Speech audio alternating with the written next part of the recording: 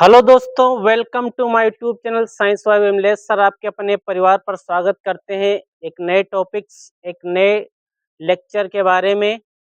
क्योंकि हमने आपको अम्ल क्षार एवं लवण टॉपिक जो चल रहा था उसके दो आपको लेक्चर दे चुका हूं। तीसरे लेक्चर में बहुत ही वेरी वेरी इंपॉर्टेंट टॉपिक्स आने वाले हैं। तो अगर आप लोग हमारे साथ अंत तक बने रहेंगे तो आप लोगों को बेहतर समझ में आएगा। तो हम क्या करते हैं, क्योंकि आगे चलने से पहले अगर आप लोग हमारे चैनल पे पहली बार आए हैं तो चैनल को सब्सक्राइब करिए, लाइक करिए, अपने दोस्तों के पास शेयर अवश्य करिएगा। तो देर ना करते हुए चलते हैं अपने टॉपिक्स की तरफ। तो जी हाँ दोस्तों, हम आ गए हैं अपने वेरी वेरी इंपॉर्टेंट टॉपिक्स की तरफ दोस्तों। ठीक है, हम आ चुके हैं अपने वेरी वेरी इंपॉर्टेंट क्वेश्चन की तरफ, जो कि बोर्ड में आने की 100% संभावना व्यक्त की जा सकती है। तो अगर आप लोग हमारे साथ इसी तरीके से अंत तक बने रहेंगे तो आपको वेरी वेरी इंपॉर्टेंट पॉइंट्स बताने वाला हूं। क्योंकि हमने बताया था कि आपको बताएंगे और हम आ गए हैं क्लोर क्षार प्रक्रिया की तरफ। यहाँ पर क्या होगा दोस्तों, जब हम सोडियम क्लोराइड यानी साधारण नमक के साथ, ठीक है, या उसके जलीय विलयन से में जो है विद्युत धारा प्रवाहित करते हैं तो क्या होता है दोस्तों, सोडियम क्लोराइड का विद्युत अपघटन हो जाता है। यानी जो सोडियम होता है, क्या होता है सोडियम क्लोराइड का फार्मूला दोस्तों, क्या होता है सोडियम क्लोराइड का फार्मूला NaCl होता है। क्या होता है दोस्तों, NaCl होता है। सोडियम क्लोराइड का ये फार्मूला होता है। जब सोडियम क्लोराइड का विद्युत अपघटन, यानी अपघटन का मतलब होता है अलग होना, तो क्या होता है दोस्तों, एनोड पर क्लोरीन गैस और कैथोड पर हाइड्रोजन गैस एक पात्र में, और क्या होता है NaOH का जलीय विलयन हमें प्राप्त हो जाता है। ठीक है दोस्तों, ये चीज हमें प्राप्त हो जाती है जब हम क्या करते हैं, साधारण नमक को, है ना, सोडियम क्लोराइड के सोडियम क्लोराइड का विद्युत अपघटन होकर के ये अलग हो जाते हैं। ठीक है, यहाँ तक बात समझ में आई। अब हम क्या करते हैं, इस प्रक्रिया को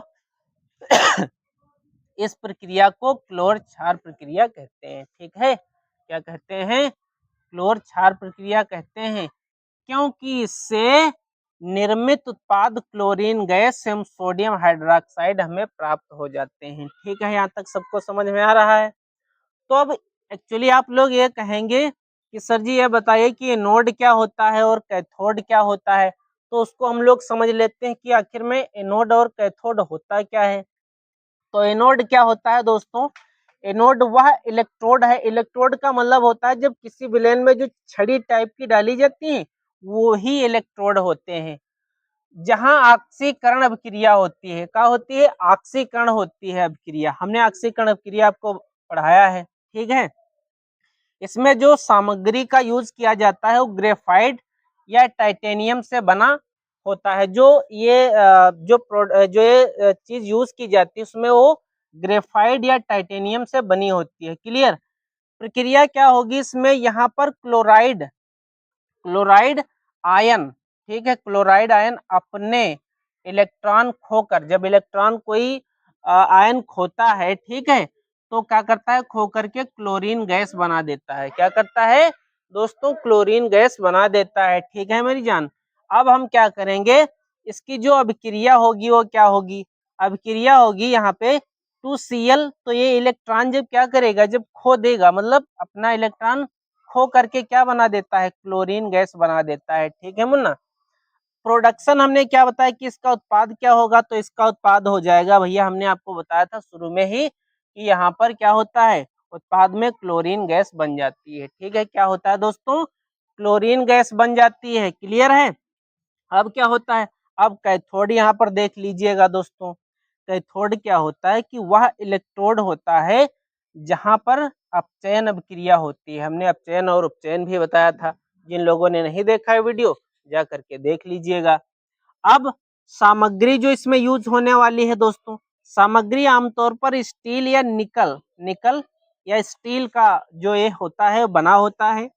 प्रक्रिया क्या होगी, यहाँ जल के अणु इलेक्ट्रॉन ग्रहण करके, क्या करके, इलेक्ट्रॉन ग्रहण करके हाइड्रोजन गैस क्या करते हैं, हाइड्रोजन गैस या हाइड्रोक्साइड आयन बना देते हैं। ठीक है, क्या करते हैं, हाइड्रोक्साइड आयन बना देते हैं। अभिक्रिया क्या हो जाएगी यहाँ पर हमने आपको बताया है ना, तो हाइड्रोक्साइड और हाइड्रोजन गैस है ना, ये हाइड्रोजन गैस और ये हाइड्रोक्साइड।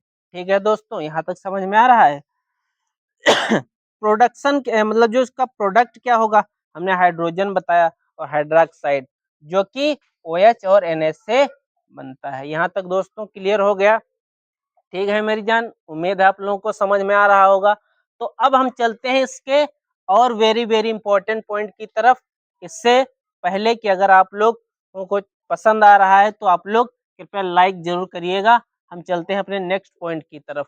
अब दोस्तों, क्लोर क्षार प्रक्रिया का समीकरण व उत्पाद क्या होते हैं दोस्तों, ये होते हैं भैया, आपका जो होता है रासायनिक समीकरण होता है 2NaCl plus 2H2O gives out 2NaOH plus Cl2 plus H2। Clear है। तो ये क्या होते हैं दोस्तों, इनसे जो और इसका जो उत्पाद होता है वो कौन कौन सा होता है, सोडियम हाइड्रोक्साइड बनता है, क्लोरीन गैस बनती है और हाइड्रोजन गैस बनती है, जो कि साफ साफ समीकरण में लिखा हुआ है दोस्तों। ठीक है, अब क्या होता है, फिर होता है क्लोरीन गैस का क्या उपयोग होता है, क्या होता है, जल की स्वच्छता के लिए किया जाता है। जो क्लोरीन गैस होती है दोस्तों, ये जल की स्वच्छता में इसका यूज बेसिकली किया जाता है। उसके अलावा स्विमिंग पूल, अब स्विमिंग पूल में इसका यूज कैसे किया जाता है, जब आप लोग देखा है कि जब आप लोग स्विमिंग पूल के लिए जाते हैं या उसमें नहाते हैं तो देखा है कुछ नीले टाइप का उसमें पड़ा रहता है, क्योंकि उसमें जो जैसे बच्चे होते हैं वो भी स्नान करने के लिए जाते हैं, है ना, स्विमिंग पूल में, या उसमें क्या कर देते हैं, है ना, तो जैसे बाथरूम वगैरह कर देते, तो बाहर तो नहीं करने आते हैं, तो उसमें जो गंदगी या कीटाणु जो उत्पन्न होते हैं उसके लिए किया जाता है ना। और फिर क्या होता है, क्लोरोफ्लोरोकार्बन और कीटनाशक जो होते हैं उनको बनाने में भी इसका क्लोरीन का यूज किया जाता है। जो कीटनाशक चीजें को मारने के लिए होता है उसके लिए भी यूज करते हैं। रोगाणुओं को मारने के लिए भी हम जो है क्लोरीन गैस का यूज करते हैं।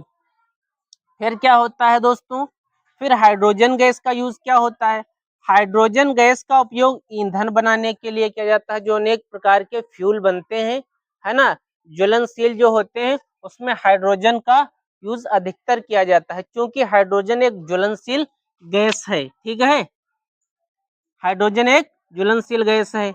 उसके अलावा मार्गरीन बनाने के लिए, है ना, इसमें भी इसका यूज किया जाता है हाइड्रोजन गैस का। उसके अलावा क्या आता है, जो खाद होते हैं ना, जो खाद यानी जो फर्टिलाइजर्स होते हैं ना, इनको बनाने के लिए, है ना, अमोनिया, यानी इनके प्रोडक्शन में भी हम लोग क्या करते हैं दोस्तों, हम लोग क्या हाइड्रोजन गैस का यूज करते हैं। जो आपकी अमोनिया होती है उसमें आप लोग बताइएगा हाइड्रोजन का रेशियो क्या रहता है, और आपकी जो खेतों में डालने वाली यूरिया होती है उसमें नाइट्रोजन का प्रतिशत कितना रहता है, आप लोग कमेंट बॉक्स में जरूर बताइएगा। अब हम चलते हैं अगले इम्पोर्टेंट और वेरी इंपॉर्टेंट पॉइंट की तरफ दोस्तों। ठीक है, तो आप लोग हमारे साथ अवश्य बने रहिएगा, जाइएगा कहीं नहीं। तो चलते हैं अपने वेरी वेरी इंपॉर्टेंट पॉइंट की तरफ। ठीक है, तो जी हाँ दोस्तों, हम आ गए हैं अपने अगले वेरी वेरी इंपॉर्टेंट पॉइंट की तरफ दोस्तों। ठीक है, जो कि बोर्ड में 100% आने के चांसेस हैं बेटा। तो ये आ गया है, इसके बाद और वेरी वेरी इंपॉर्टेंट पॉइंट आने वाला है। तो चलते हैं, पहले इस पॉइंट की बात कर लेते हैं भैया, एकदम बेसिक तरीके से। इसका जो होता है धावन सोडा, इसका जो रासायनिक नाम होता है दोस्तों वो होता है सोडियम कार्बोनेट डेकाहाइड्रेट। क्या होता है, सोडियम कार्बोनेट डेकाहाइड्रेट। इसका जो रासायनिक सूत्र होता है वो क्या होता है, Na2CO3 डॉट 10H2O। 10H2 का मतलब होता है 10 बाल्टी पानी भैया। क्या होता है, 10 बाल्टी पानी। ठीक है, इससे याद रखिएगा आप लोग। ये होता है भैया सोडा राख का फार्मूला। कभी कभी आपके जो ऑब्जेक्टिव क्वेश्चन बनते हैं पेपर में उसमें क्या होता है कि कभी सोडा राख का फार्मूला या सूत्र पूछ लेता है। ठीक है दोस्तों, अब क्या होता है, इसको बनाने की जो विधि होती है दोस्तों, क्या होती है, इसको जब हम लोग बनाते हैं तो कैसे बनाते हैं, उसका क्या प्रोसेस होता है दोस्तों, तो सोडियम कार्बोनेट और सोडियम क्लोराइड से प्राप्त होता है। ये जो होता है आपका धावन सोडा दोस्तों, ये सोडियम कार्बोनेट और सोडियम क्लोराइड से प्राप्त किया जाता है। कब प्राप्त किया जाता है, sodium hydrogen carbonate, sodium hydrogen carbonate को क्या कर दिया जाए, अगर अगर हम थोड़ा सा गर्म कर दें, क्या कर दें, गर्म कर दें, तो हमें मिलता है आपका सोडियम कार्बोनेट। क्या मिलता है, सोडियम कार्बोनेट। चूंकि हाइड्रोजन अलग हो जाता है, निकल जाता है उसमें से, है ना, तो हमें सोडियम कार्बोनेट प्राप्त हो जाता है। क्या होता है सोडियम कार्बोनेट का फार्मूला, तो हम दोस्तों सोडियम कार्बोनेट का फार्मूला ये लिख देते हैं, ये होता है सोडियम कार्बोनेट का फार्मूला। क्लियर है दोस्तों। चूंकि सोडियम कार्बोनेट के पुनः क्रिस्टलीकरण द्वारा धावन सोडा हमें प्राप्त हो जाता है। ठीक है दोस्तों, क्लियर है, समझ में आ रहा है सभी को। अगर समझ में आ रहा है तो आप लोग लाइक जरूर करिएगा। चूंकि NaCl यानी सोडियम क्लोराइड के जलीय विलयन पर कार्बन डाइऑक्साइड और अमोनिया जब हम लोग क्या करते हैं, प्रवाहित करते हैं, तो सोडियम बाइकार्बोनेट और अमोनियम क्लोराइड हमें प्राप्त हो जाता है। ठीक है, यहाँ तक सबको समझ में आया। उसके बाद हम क्या करते हैं, सोडियम बाइकार्बोनेट को ऊष्मा थोड़ा सा दे देते हैं, ऊष्मा यानी गर्मी, यानी थोड़ा सा हीट किया जाता है, तो हमें सोडियम कार्बोनेट प्राप्त हो जाता है और जल और कार्बन डाइऑक्साइड अलग हो जाती है। क्लियर है दोस्तों। उसके बाद हम क्या करते हैं, सोडियम कार्बोनेट जिसे हम राख कहते हैं, क्या कहते हैं भैया, सोडा राख। सोडा राख को, है ना, में अगर जल अवशोषित हो जाता है, मतलब अब्जॉर्ब कर लेता है, सोख लेता है, तो हमें सोडियम क्या, सोडियम कार्बोनेट डेकाहाइड्रेट यानी धोने का सोडा हमें मिल जाता है। जो कपड़े धोने वाला सोडा होता है ना दोस्तों, वो यही होता है, और यही क्या होता है, इसी से हम लोग कपड़े धुलते हैं। क्लियर है, यहाँ तक समझ में आया।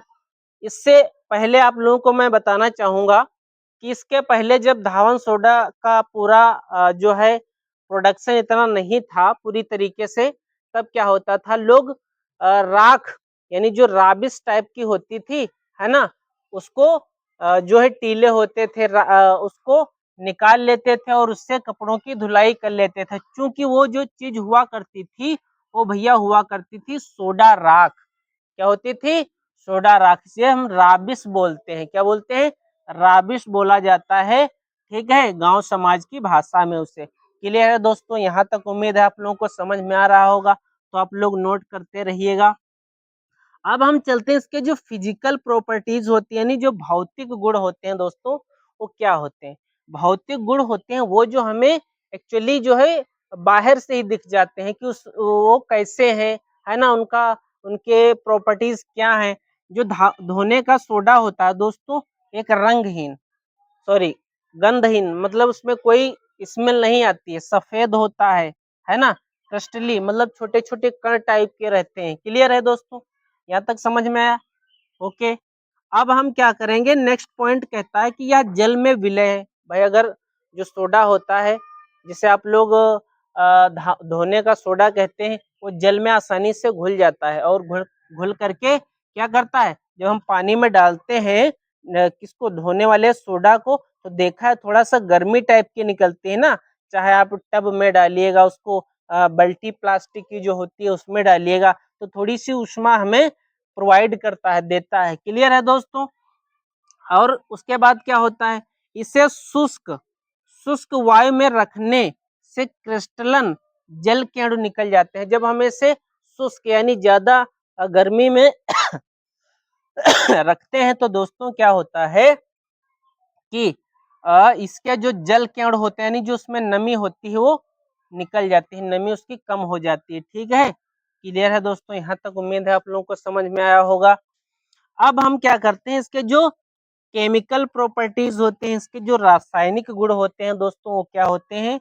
रासायनिक गुण पहला आता है कि बुझे चूने के साथ है, वेरी वेरी इंपॉर्टेंट है दोस्तों, इसे याद करिएगा। अच्छे से तैयार कर लीजिएगा, पेपर में आते हैं आपके, ठीक है। तो बुझे चूने के साथ जब हम लोग रिएक्ट करवाते हैं तो क्या होता है, बुझे चूने के साथ जब रिएक्शन होती है इसकी, तो ये कास्टिक सोडा क्या प्राप्त होता है, कास्टिक सोडा प्राप्त हो जाता है। क्लियर है दोस्तों, यहाँ तक सबको समझ में आया। अब अम्लों से जब क्रिया होती है, हमने रिएक्शन आप इसकी दे दिया था भैया, है ना, बुझे चूने की, है ना, Na2CO3 प्लस CaOH2 का whole twice gives out two NaOH plus CaCO3 यानी कैल्शियम कार्बोनेट। ये है, अम्लों से जब हम क्रिया कराते हैं तो यह हमें कार्बन डाइऑक्साइड मुक्त कर देता है। क्या कर देता है, कार्बन डाइऑक्साइड मुक्त कर देता है दोस्तों। इसका फार्मूला हमने यहाँ पर दे दिया है। क्लियर है दोस्तों, यहाँ तक सबको समझ में आया, उम्मीद है आप लोगों को समझ में आ रहा होगा। फिर ऊष्मा का प्रभाव क्या होता है दोस्तों, ऊष्मा का प्रभाव जब हम इसको ऊष्मा देते हैं, हमने बताया था जब इसको हम ऊष्मा देते हैं, थोड़ा सा गर्मी देते हैं, तो इसके जो जल के अणु होते हैं वो बाहर निकल जाते हैं और ये इसकी जो नमी होती है वो कम हो जाती है। क्लियर है दोस्तों, यहाँ तक सबको समझ में आ रहा है। इसी तरीके से ये आप लोग याद कर लीजिएगा, अच्छे से तैयार कर लीजिएगा। अब होता है कि हम लोग इसका सर जी यूज कहाँ करते हैं ना, इसका हम लोग यूज कहाँ करते हैं, तो इसका यूज हम लोग कांच, साबुन एवं कागज उद्योगों में इसके किया जाता है ना, साबुन बनाने में, कांच बनाने में, कागज के उद्योगों में इसका इस्तेमाल हम अधिक मात्रा में करते हैं। ठीक है रसगुल्ला। सुहागा, जो महिलाओं के श्रृंगार के थोड़े से जो उत्पादन होते हैं उनमें भी हम इसका यूज करते हैं। घरों की साफ सफाई में इसका यूज करते हैं, जो घरों की साफ सफाई होती है उसमें भी हम इसका यूज करते हैं। जल की कठोरता को दूर करने के लिए हम क्या करते हैं, इसका यूज करते हैं दोस्तों। उसके अलावा बेकिंग पाउडर, क्या होता है दोस्तों, बेकिंग पाउडर का इस्तेमाल भी हम और कास्टिक सोडा और पेंट बनाने में भी करते हैं दोस्तों। क्लियर है, तो इस तरीके से उम्मीद है आप लोगों को ये चीज समझ में आई होगी। अब हम चलने वाले हैं एक और बेहतरीन टॉपिक्स, एक वेरी वेरी इंपॉर्टेंट टॉपिक्स की तरफ, तो आप लोग हमारे साथ अंत तक अवश्य बने रहिएगा और ये टॉपिक आपको उम्मीद है समझ में आया होगा। तो हम चलते हैं अपने नेक्स्ट पॉइंट और धमाकेदार point, very very important point की तरफ। ठीक है दोस्तों, तो जी हाँ दोस्तों, आ गए हैं अब हम इस चैप्टर के लास्ट और वेरी वेरी इंपॉर्टेंट पॉइंट की तरफ, जिसका नाम है plaster of Paris. Plaster of Paris paper के लिए वेरी वेरी इंपॉर्टेंट है दोस्तों, और इसको आप लोग याद करके अवश्य जाइएगा। उम्मीद है पेपर में 100% फंसेगा बोर्ड की। ठीक है, तो ये क्या होता है प्लास्टर ऑफ पेरिस, जिसका जो है रासायनिक नाम होता है कैल्शियम सल्फेट हेमीहाइड्रेट। ये क्या होता है दोस्तों, इसका रासायनिक सूत्र क्या होता है, इसका रासायनिक सूत्र CaSO4 डॉट 1/2H2O या 2 गिव्स आउट सॉरी होल, है ना, ब्रैकेट यस CaSO4 ब्रैकेट बंद डॉट H2O, ये फार्मूला इसका होता है दोस्तों। इसको जो बनाने का प्रोसेस होता है, कैसे इसको हम लोग बना सकते हैं, तो जिप्सम को 373 केल्विन ताप पर हम लोग गर्म करने पर यह जल के अणुओं को त्याग करके कैल्शियम सल्फेट हेमीहाइड्रेट बनाता है, जिसे प्लास्टर ऑफ पेरिस कहा जाता है दोस्तों। ठीक है, तो हमने आपको ये बात आपको भली भांत बता दी है, हमने यहाँ पर इसका समीकरण भी दे दिया है। क्लियर है दोस्तों, अब इसके भौतिक गुण क्या होते हैं। ठीक है दोस्तों, इसके भौतिक गुण क्या होते हैं, यह सफेद रंग का चूर्ण होता है, यह जल में अल्प विलय है या अविलय है, यह भी एक सफेद क्रिस्टल होता है। कैसा होता है, सफेद क्रिस्टल होता है। रासायनिक गुण क्या होते हैं, जल का प्रभाव इसमें क्या होता है, यह जल को सोख कर जिप्सम बनाता है, जो कड़ा हो जाता है। कैसा हो जाता है, कड़ा हो जाता है। इस पूरी प्रक्रिया को प्लास्टर ऑफ पेरिस कहा जाता है, का जमना कहते हैं। क्या कहते हैं, प्लास्टर ऑफ पेरिस का जमना कहा जाता है। ठीक है, हमने आपको समीकरण यहाँ पर दे दिया है, POP मतलब plaster of Paris, CaSO4 dot 1/2H2O 3/2H2O gives out sorry CaSO4.2H2 यानी ये जिप्सम का फार्मूला होता है दोस्तों। किसका फार्मूला होता है? जिप्सम का। इसी तरीके से ऊष्मा पर क्या इसका प्रभाव पड़ता है कि अगर 473 केल्विन ताप पर हम इसको गर्म करते हैं तो जल के अणु अलग हो जाते हैं दोस्तों, ठीक है। फार्मूला हमने यहाँ पर दे रखा है आपको। और अगर 373 से अधिक ताप पर हम इसको अगर गर्म करते हैं तो यह अपने अवयवी अणुओं में अलग हो जाता है दोस्तों। क्लियर है? सबको समझ में आया? उम्मीद है आप लोगों को समझ में आया होगा, ठीक है। अब क्या होता है, प्लास्टर ऑफ पेरिस का उपयोग हम लोग खिलौने बनाने में और सजावट का सामान जो होता है उसको बनाने में करते हैं। और डॉक्टर जो है जब टूट जाती है हड्डी तो उसको सही जगह फिक्स करने में, जैसे कोई हड्डी होती है टूट जाती है तो उसको फिक्स करने में जो है डॉक्टर लोग प्लास्टर ऑफ पेरिस का यूज करते हैं। क्लियर है दोस्तों? सतह को चिकना, जो मकान बनते हैं उसकी जो सतह होती है ना, उसको उसका जो सतह रहता है उसको चिकना बनाने में भी इसका यूज करते हैं। तो बहुत सारे इसके यूजेस होते हैं। उम्मीद है आप लोगों को समझ में आया होगा और उपयोग भी समझ में आए होंगे। तो इस तरीके से अगर आप लोग हमारे साथ अपना प्यार और स्नेह बनाए रहेंगे तो मैं वादा करता हूं कि आपको बेहतर से बेहतर कंटेंट उपलब्ध कराता रहूंगा। तो आप सभी का हमारे साथ बने रहने के लिए तहे दिल से शुक्रिया, धन्यवाद आप सभी का। Thank you so much. जय हिंद, वंदे मातरम।